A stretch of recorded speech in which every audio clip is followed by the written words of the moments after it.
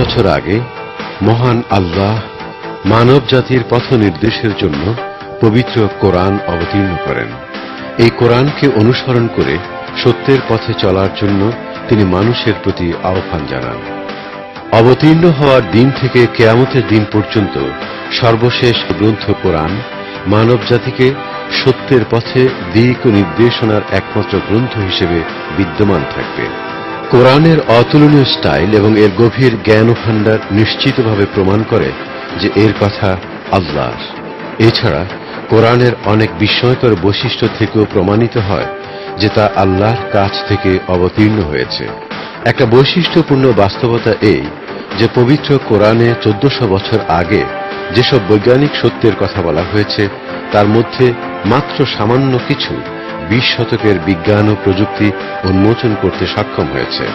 এই কথা সত্য যে কোরআন বিজ্ঞানের গ্রন্থ নয়, তবে এর অনেক আয়াতে অত্যন্ত সংক্ষিপ্ত ও গভীর জ্ঞানের অনেক বৈজ্ঞানিক তত্ত্বের কথা বলা হয়েছে, যা সামান্য কিছু আবিষ্কৃত হয়েছে 20 শতকের প্রযুক্তির সাহায্যে।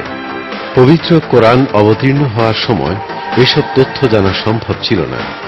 এখন একথা আরো সত্য বলে গ্রহণ করা হয় যে কোরআন হল আল্লাহর বাণী। কোরআনের বৈজ্ঞানিক বিস্ময়ের কথা অনুধাবন করতে হলে আমাদের পবিত্র কোরআন অবতীর্ণ হওয়ার সময়কার কথা প্রথমেই বিবেচনায় আনতে হবে। কোরআন অবতীর্ণ হয় 7ম শতাব্দীতে। এই সময় আরব সমাজ ছিল কুসংস্কার ও ভিত্তিহীন বিশ্বাসে আচ্ছন্ন। বিশ্ব সৃষ্টির প্রক্রিয়া সম্পর্কে অনুধাবন করলে দেখা যায় আরবরা এ সম্পর্কে অতীতকালের লোকদের কাছ থেকে পাওয়া বিভিন্ন উপকথায় বিশ্বাস করত। দৃষ্টান্ত হিসেবে বলা যায় তারা বিশ্বাস করত যে পর্বতগুলো হল আকাশের খুঁটি বা আলম্ব স্বরূপ। তারা বিশ্বাস করত যে এ বিশ্ব সমান্তরাল, আকাশের উভয় পাশে আছে উঁচু পর্বত।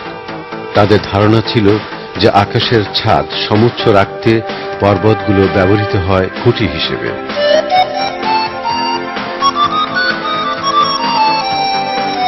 যা হোক, কোরআন অবতীর্ণ হওয়ার পর আরব সমাজের লোক কুসংস্কার থেকে মুক্ত হয়। পবিত্র কোরআনে বলা হয়েছে, তিনি আল্লাহ যিনি আকাশকে কোনো অবলম্বন ছাড়াই উন্নীত করেছেন। পর্বতের কারণে আকাশ উঁচু অবস্থায় থাকে, এই ধারণা পবিত্র কোরআনের ওই আয়াত দ্বারা বাতিল হয়ে যায়।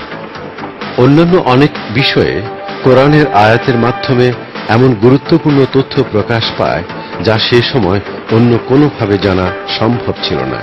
পবিত্র কোরআন অবতীর্ণ হওয়ার সময় জ্যোতির্বিদ্যা, পদার্থবিদ্যা বা জীববিদ্যা সম্পর্কে মানুষের জ্ঞান ছিল খুবই সীমিত। পবিত্র কোরআনে আছে বিভিন্ন বিষয়ের দিক ও নির্দেশনামূলক তথ্য।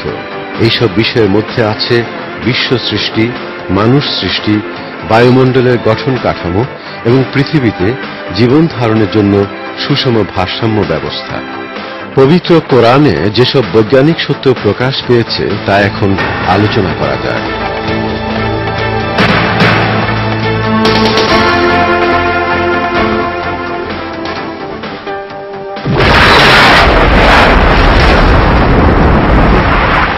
বিশ্বের উৎপত্তি সম্পর্কে পবিত্র কোরআনে বলা হয়েছে, আল্লাহ নভমণ্ডল ও ভূমণ্ডলের সৃষ্টিকর্তা।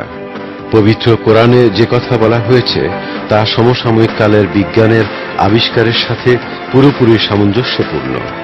বর্তমান সময়ে নভোবিজ্ঞানীরা এই সিদ্ধান্তে উপনীত হয়েছেন যে সমগ্র বিশ্বসহ বস্তু ও সময়ের বিভিন্ন মাত্রা অস্তিত্বে আসে একটা বিরাট বিস্ফোরণের ফলে, আর ওই বিস্ফোরণ ঘটে মুহূর্তের মধ্যে। এই ঘটনাকে বলা হয় বিগ ব্যাং। এর ফলে প্রায় 15 মিলিয়ন বছর আগে সৃষ্টি হয় সমগ্র বিশ্বের। ওই বিস্ফোরণের ফলে শূন্য থেকে সবকিছুর সৃষ্টি হয়, আর ওই বিস্ফোরণ ঘটে শুধুমাত্র একটা বিন্দুতে। আধুনিক বিজ্ঞানী মহল ঐকমত পোষণ করেন যে বিশ্ব সৃষ্টির একমাত্র যৌক্তিক ও সম্ভাব্য ব্যাখ্যা হল ওই বিগ ব্যাং, আর এভাবে সৃষ্টি হয়েছে সমগ্র বিশ্বের। বিগ ব্যাং এর আগে বস্তুর মতো কোনো কিছুই ছিল না।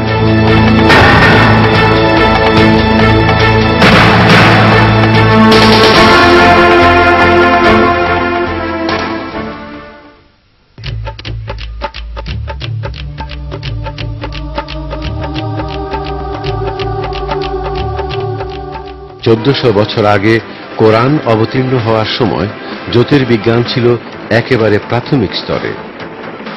বিশ্বের বিস্তৃতি সম্পর্কে যে বর্ণনা দেয়া হয়েছে তা এরকম: রাতসহ তিনিই সৃষ্টি করেছেন নভমণ্ডলকে এবং আমি তার প্রসারণ ঘটাচ্ছি ধীরে ধীরে। এখানে নভমণ্ডল সম্পর্কে যে অর্থে বলা হয়েছে তা কোরআনের অন্যান্য স্থানেও মহাশূন্য ও বিশ্ব অর্থে বলা হয়েছে। এই অর্থেই এখানে তা উল্লেখ করা হয়েছে। অন্য কথায় পবিত্র কোরআনে বলা হয়েছে যে বিশ্ব প্রসারিত হচ্ছে। বর্তমানে বিজ্ঞানও ঠিক একই সিদ্ধান্তে উপনীত হয়েছে। 20 শতকের প্রথম দিকেও বিজ্ঞানীদের একমাত্র ধারণা ছিল যে এ বিশ্ব হল স্থিতিশীল এবং অনাদিকাল থেকেই তা বিদ্যমান আছে। আধুনিক প্রযুক্তির মাধ্যমে পরিচালিত গবেষণা, পর্যবেক্ষণ ও হিসাব করে প্রকাশ পায় যে এ বিশ্বের একটা শুরু ছিল এবং তা ক্রমাগতভাবে প্রসারিত হচ্ছে।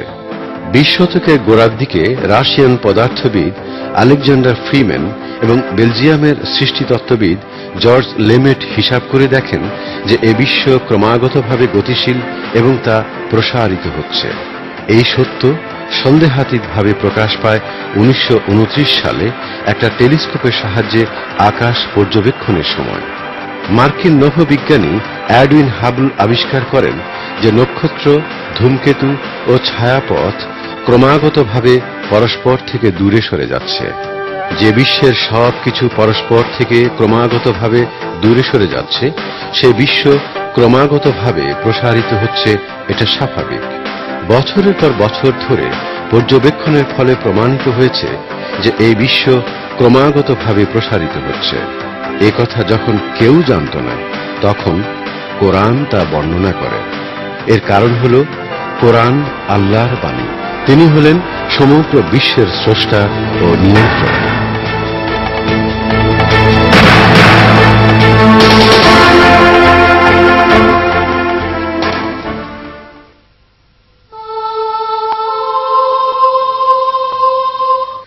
পবিত্র কোরআনে সূর্য ও চন্দ্রের কথা বলার সময় স্পষ্টভাবে বলা হয়েছে যে প্রত্যেকে একটা নির্দিষ্ট গতিপথে পরিভ্রমণ করছে। তিনি সৃষ্টি করেন রাত ও দিন, সূর্য ও চন্দ্রকে। প্রত্যেকে তার নিজস্ব গতিপথে পরিভ্রমণ করছে। পবিত্র কোরআনের অন্য এক স্থানে বলা হয়েছে যে সূর্য স্থিতিশীল নয়, বরং তার নির্দিষ্ট গতিপথে পরিভ্রমণ করছে। আর সূর্য তার গন্তব্যের দিকে এগিয়ে যাচ্ছে এবং এটাই সর্বজ্ঞ ও সর্বশক্তিমান আল্লাহর নির্দেশ।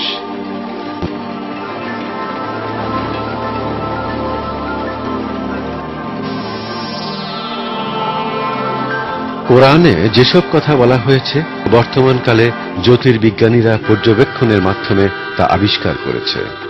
জ্যোতির্বিদ্যা বিশারদগণের গণনা অনুযায়ী সূর্য প্রতি ঘন্টায় 720,000 কিলোমিটার গতিতে ভ্রমণ করছে এবং নক্ষত্রের দিকে ধাবিত হওয়ার সময় একটা বিশেষ ধরনের বিরাট কক্ষপথ অনুসরণ করছে। ওই কক্ষপথকে বলা হয় সূর্য দ্বারা প্রভাবিত ইপেক্স। এর অর্থ হল সূর্য প্রতিদিন সাধারণভাবে প্রায় 17,280,000 কিলোমিটার পথ অতিক্রম করছে। সূর্যের সাথে সাথে সূর্যের মধ্যাকর্ষণ পদ্ধতির অধীন সব গ্রহ ও উপগ্রহ একই দূরত্ব